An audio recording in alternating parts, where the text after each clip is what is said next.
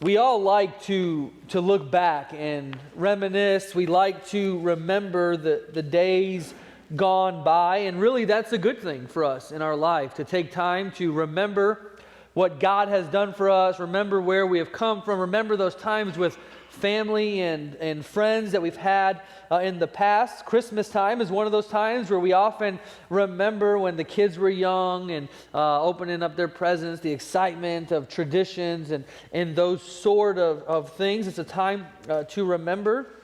Oftentimes, sights and sounds or maybe even smells cause us to remember, or a memory will come up into our mind. You know, we set up dates or milestones to help us to remember. We have things like birthdays where we look back on birthdays of old or on our childhood or our youth. And, you know, sometimes we get birthdays, we stop having birthdays, right? We don't want to have birthdays. You know, sometimes people have a birthday and it hits them hard. You know, it's amazing to me. People say, oh, 30, that one hit me hard, or 40 hit me hard, or 50 hit me hard, or 110, that one really got me. I mean, you know, or whatever. But, you know, I've never had that issue.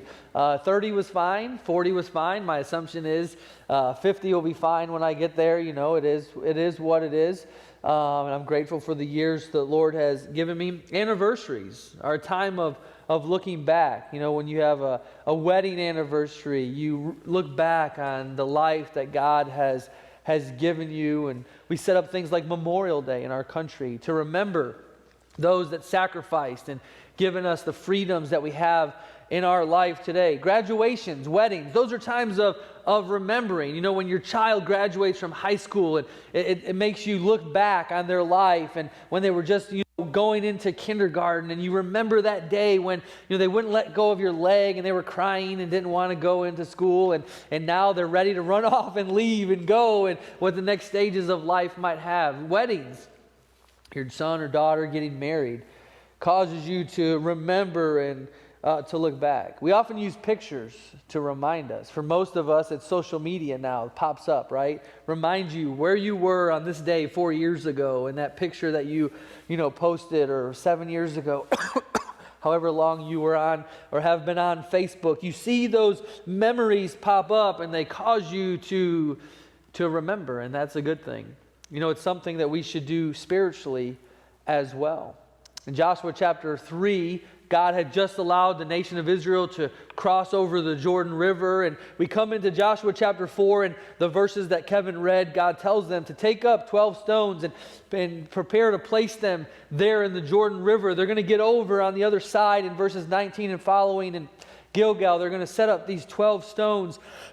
And God tells them that, in verse number 6, that this may be a sign among you, that when your children ask their fathers in time to come, saying, what mean ye by these stones? Then ye shall answer them, that the waters of Jordan were cut off before the ark of the covenant of the Lord.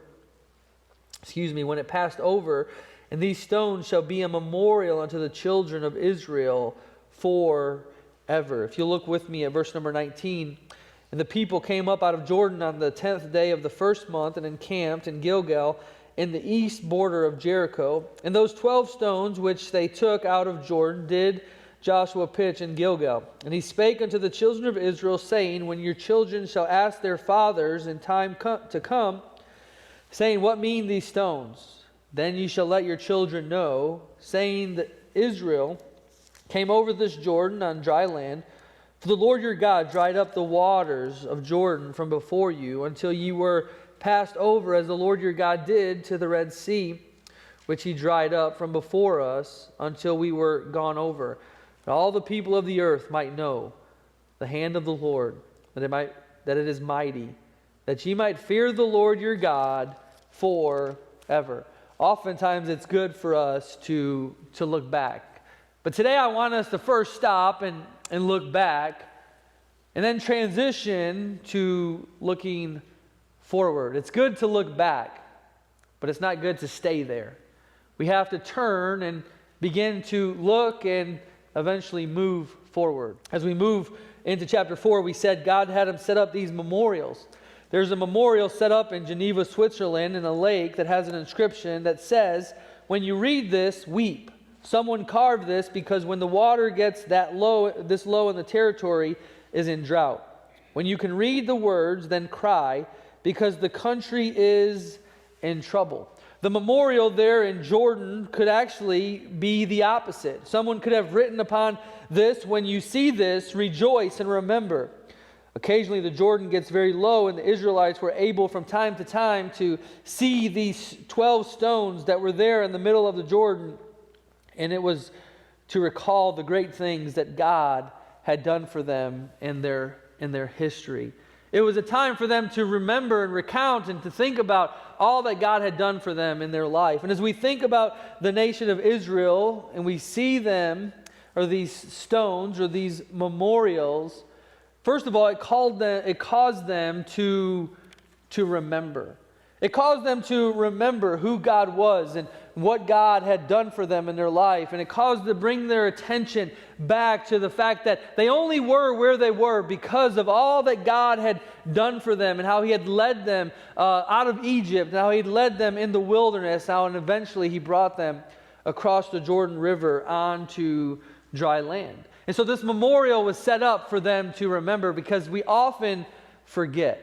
I think about the nation of Israel. They come out of the land of Egypt. They're there in the wilderness, and they're grumbling and murmuring, as people often do. And they go to Moses and they say, "Why did you bring us out of here? Was it not better in Egypt?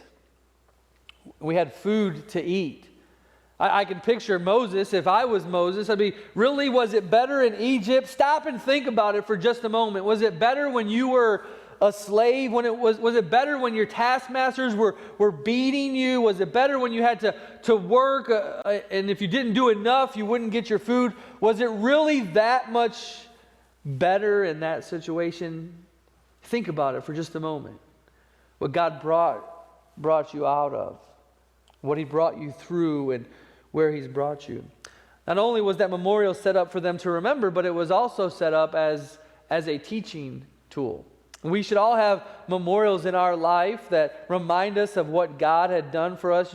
There's certain dates in my life. Think about June 9th, 1995 was a big day for me. It was the day that I accepted Jesus Christ as my Savior. And each year on June 9th, I think about where I was in 1995. I think about the setting and the people that were around, the circumstances of my life, and how I came to trust Christ on that day. That's a memorial for me in my life. It reminds me. Many times we look back with pictures with our children, and we are reminded of those old days that were so great. And your children look at those pictures and they think about, did you really wear that? Mom, what was your hair? What were you doing with that hairdo? What is going on back in those days? What were you thinking back then? The truth is their kids are going to look back on their generation. They're going to say the same thing. What were you thinking with those clothes? But as we look back, we can teach them about a different time and things going on in life, and we can teach them about God, how great He is, and how blessed we are. But looking back on these memorials also gives us an opportunity to honor God. See, when they were to teach their children, they weren't just to teach them about the circumstances of life and the struggles and trials and difficulties, but they were to teach them about God and to lift up His name and give Him glory for all that had been done through the nation of Israel. How God had promised them this land back to Abraham. And how God blessed Abraham and his family and brought us into Egypt, and how we grew as a nation, as a people, and then how God brought us out of slavery in Egypt, and how He crossed the Red Sea on dry land. And we can teach them about all the good things and all the blessings that God has given us in our life. This is something the church should do at times. That time. And I look at our church now, where we are, and how God has blessed us physically with our facilities. He's blessed us financially, and I'm so grateful for that, to have the money to do the things that God has called us to do, and to invest in our facilities and all those type of things. In the years past, we would not have had that, but God has blessed us tremendously. But man, more importantly, spiritually speaking, I'm so grateful for many of the things from our ladies' Bible studies, our equip classes, people coming and joining, and just God has done great things here in our church. And it's important that we don't, forget about what God has done for us, and that we remember, where we came from. A lot of times when we think about history, we think about it from the leadership standpoint. You think about, Moses and Joshua and all that they did. You think about the pastors of the church.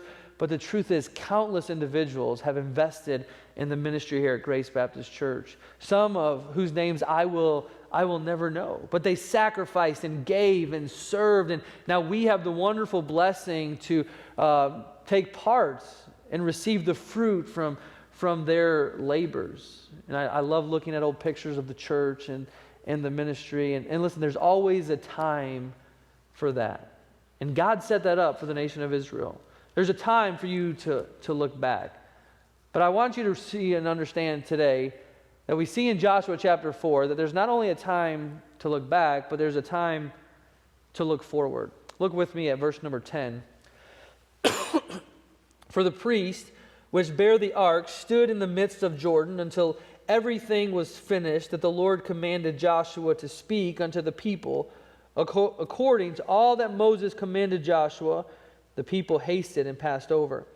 And it came to pass, when all the people were clean passed over, that the ark of the Lord passed over, and the priest in the presence of the people, and the children of Reuben, and the children of Gad, and half the tribe of Manasseh passed over. Notice this, armed before the children of Israel and Moses, as Moses spake unto them. About 40,000 prepared for war passed over before the Lord unto battle, to the plains of Jericho. On that day the Lord magnified Joshua in the sight of all Israel, and they feared him as they feared Moses all the days of the Lord. God had set up these memorials and said, listen, you need to look back and you need to remember and you need to use these to teach your children about all that I've done for you and all I've done for the nation of Israel. And as they passed over, we see first and foremost, they didn't just sit there and they weren't just satisfied with being there in Gilgal. They weren't satisfied with just crossing over the river. The Bible tells us that they crossed over and they were prepared for the battle. They were prepared to move forward. And it's so important for us in our walk with God and in our life and as a church that we don't just sit around and look back and think about how great things used to be and how they were and think about how God has blessed us. But we have to realize we still have a responsibility. We still have a battle to fight. We still have a job to do. And we have to turn now from looking back and start looking forward. As Israel crossed over, the Bible tells us that they crossed over and they were ready for battle. They crossed over realizing that they had a task at hand. And I can picture, Joshua and Caleb, who were two of the spies. 10 came back and gave a bad report, and 2 came back. Joshua and Caleb, and said, yeah, listen, the armies are big and the people are big, and it's going to be a difficult task, but listen, God has promised us that land, and God is going to give us that land. And I can picture Caleb and particularly crossing over, and now they're there in Gilgal. They set up the memorial and they said, okay guys, we've looked back, we've honored God, but we still have a job to do. God has promised this land, and we are going now to take it. And so now as we transition from looking back at our church history, we need to look forward. And we realize here in these verses, first of all, they were in a different place. They were in a different place. They no longer were in Egypt. They no longer were in the wilderness. Now they were in the land that God had promised them. This was a place they had not been. This was a place that was prepared for them, but they had not been there. They didn't know the lay of the land. They didn't know what they were getting themselves into. They were in a different place. Listen, we as a church are in a different place than we ever have been in our history. This isn't 1960s Anderson, 1970s Anderson. This isn't in a few weeks, it won't be 2020 anymore. It'll be 2021. And listen, we live in a world that is different and the landscape is constantly changing, but our responsibility is the same. We are to go into the world and make disciples. Our responsibility is to preach the gospel of Jesus Christ. Our responsibility is to invest and make disciples, teaching teaching people everything that we know, everything that we've been taught, everything that we learn, we're to pass on to others. We so often look at our world and say it's a terrible place and it's hard and difficult and we have a virus and we don't like the president and we don't like Congress and we don't like this and that and we have all these excuses. Listen, the world is different than it might have been when you were a child, but God is still on the throne and God is still alive and He has still commissioned us to take the gospel of Jesus Christ into this world. We often look at society and we look and we make excuses. That's what they did in Israel. We're grasshoppers in their sight. There's no way we can go and take the land, and they suffer the consequences for their disobedience. But now they're in a different place. We also see that they're in a different time. The older generation has passed on, and now the younger generation has crossed over into Jordan. And listen, we live in a different time today in our society. Things are constantly changing and maybe they're getting harder and it's a struggle. And so often we use these things as an excuse. Why we are not doing what God has called us to do. Well, I can't share the gospel with people because I have to social distance. I can't share the gospel with people because I got to stay home. And listen, there's really nothing I can do. Oh well, let's fold up our tent and go home. Listen, the church has faced obstacle after obstacle after obstacle throughout its history. They've had to adapt and change and figure out how they were going to fulfill the Great Commission that God has given them. And so we have to do the same today in the times in which we live. The times are always changing. The times are always different. But the responsibility is still the same. We see they were in a different place. They were in a different time. Centuries had passed since they went into Egypt. Decades had passed since they were wandering in the wilderness. But God's promise was still the same. This was your land. And so we see here that when they crossed over, number 3, not only were they in a different place, a different time, but we see that they were still ready to fight. They were still ready to fight. 40,000 prepared for war, passed over before the Lord, unto battle to the plains of Jericho. They were ready to come across and they were ready to go and take the land. They were ready to do what God had told their ancestors to do and what God had expected them to do all along, to come into the land. I can picture again Caleb there encouraging the troops. Listen, it's going to be difficult. It's going to be hard. I understand this, but God is going to go with us. And listen, I want the mountain. I want to go and I want to fight and I want to take this land that belongs to us. I want to go and I want to serve. I want to give.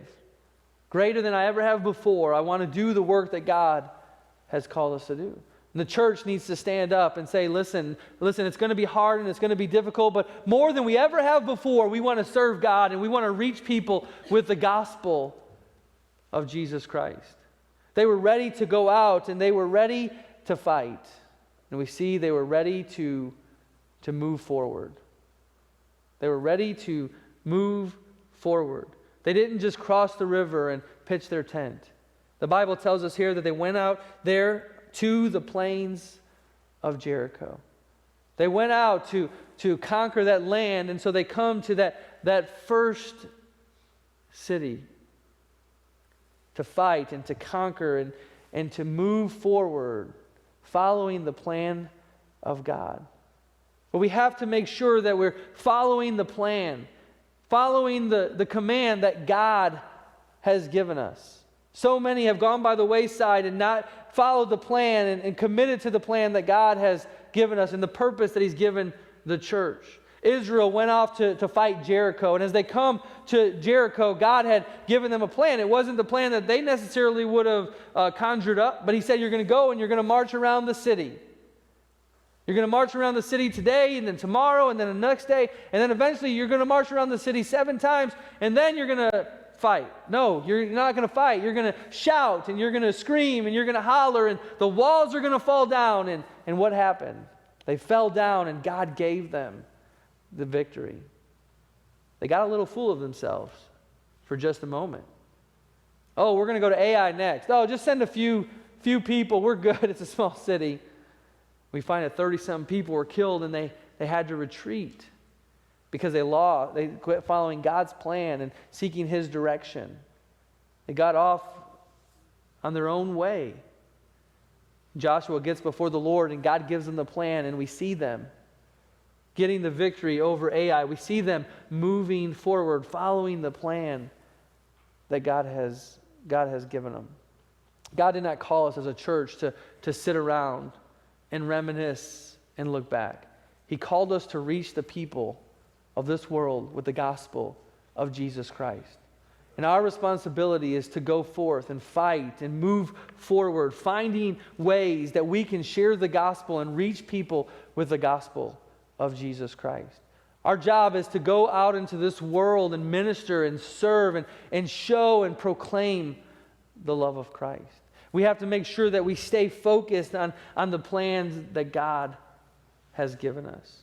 Israel, as they went into the land, as they went to do the task that God has given them, they found themselves in a different place. They found themselves in a different time. They found themselves ready to fight and ready to move forward. 2020 was difficult for the world. It was difficult for Christians. And many have stopped serving and gone by the wayside. Many have made excuses why we're not doing. Many churches have shut down through all this. Now, as we move into 2021, we have no idea what we're in store for. We have no idea what's up next and what's going to happen. We hear people say that by the summertime, things are going to be back to normal. And you hear people say by 2022, things are going to go back to normal. We really don't know. We really don't know what the landscape of the world is going to look like. But we know that God is on the throne and He is in control. And we know that He has given us a command to go and preach the gospel of Jesus Christ to a lost and dying world. I enjoy looking back and remembering all that God has done for me in my life. I enjoy studying the history of our church and talking with people that have been here and, hearing names of people that I'll never meet or that passed on to heaven and their role and impact on the church. I get excited to hear those things and to learn and to remember and just to be reminded of the goodness of God and how He has blessed us individually, how He's blessed us as a church. But I realize that God has placed us here. And now it's time to turn and to look forward. Look forward to the days ahead of us that God has given us. Look forward to the opportunities that lay before us. And we could be the children of Israel that wound up wandering in the wilderness, doing nothing for God because of their fear, being content with being there, wandering. Or we can be the people that cross the Jordan River, ready to fight, ready to do battle, ready to serve God, ready to preach the gospel of Jesus Christ. The world is filled with turmoil and strife, and people have a great need. Not a need for a vaccine, not a need for stimulus money, but a need to have their sins forgiven. A need to hear the gospel of Jesus Christ. And it's our responsibility to stand up and go and fight and serve and preach and teach and help people come to know Christ as their Savior. That's the church's responsibility. And we must now turn and look forward to this next year and to the year after if the Lord tarries or until He comes back or takes us, and must constantly be ready to fight. As you look over the next pages, Israel goes on to fight. And they get parts of the land. And one thing you'll realize very quickly as you read through, they don't possess the whole land because they get complacent and get content. And listen, it's easy to do that in a church. Oh, we've grown and we have money and we have things and look at our facilities, how beautiful it is. And it's easy to become complacent because, oh, we've done this and look at all that we've done for Christ. But don't forget, there's still more to do. There's still more to conquer. There's still more preaching that needs to be done. There's still more people that need to be reached for the gospel of Jesus Christ. This last year, have you made excuses why you haven't told anybody about Christ? Has there been anybody that you influenced with the gospel of Jesus Christ? Somebody that came to Christ because of your ministry? Have you seen somebody grow in the Lord and been discipled because of your influence or in their life? People have gone to church because of your influence on their life? Or have you made excuses? We've been content with just going through life and doing your job and going home to your family. What's 2021 going to look like? Have you made a commitment that this year I'm going to tell people about Jesus Christ? I'm going to find ways and look for opportunities to share the gospel. I'm going to do everything I can to disciple people and to see them grow in the Lord and maybe get involved and serve themselves. And I'm going to do everything I can to fulfill the Great Commission. Have you made that commitment in your life?